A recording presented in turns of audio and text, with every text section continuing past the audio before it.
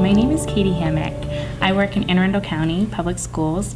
I'm an elementary math resource teacher, and I wanted to share my story about using a collaborative planning tool to work with some resource teachers in a building. So one of our initiatives in Anne Arundel County is to really improve the quality of collaborative planning within our schools.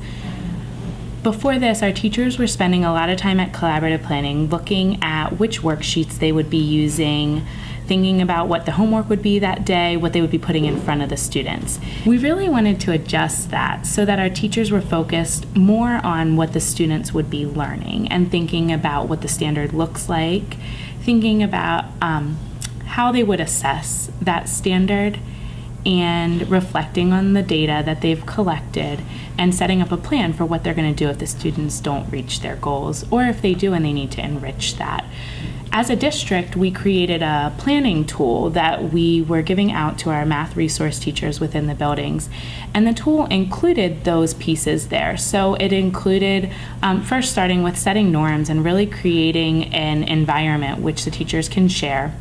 We then had on that same sheet things like creating assessments, unpacking the standard and understanding what the math should look like, analyzing data and determining what our next steps were, and then making a plan.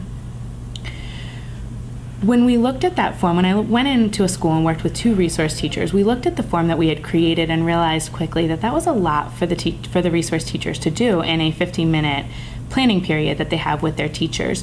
So we looked at it more like a menu. Which piece of the collaborative planning tool would they be focusing on in each collaborative planning session?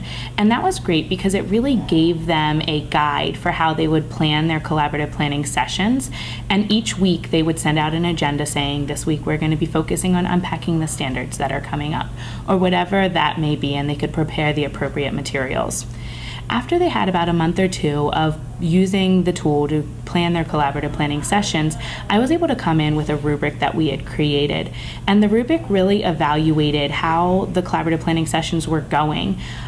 It was a non-intrusive, really not evaluative, but deciding a self-reflection on if the collaborative planning sessions were effective and if they were really meeting their goals in all of these areas. So we highlighted throughout on a scale of 1 to 5 how they thought that they were doing in their collaborative planning sessions. I was able to go in and observe and agree with them on the different sections. And we were able to, with the teachers, set goals. Where did they want to move to? Which focus was going to really be their goal? And that helped me when I go in to support the resource teachers, because I was able to bring materials and resources that would help them reach their goals as resource teachers running the collaborative planning sessions.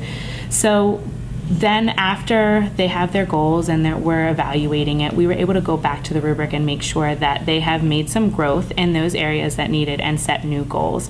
So we really felt like it worked, giving me a guidance for how to support them and letting the resource teachers see that they're moving and their collaborative planning sessions are really being more productive now.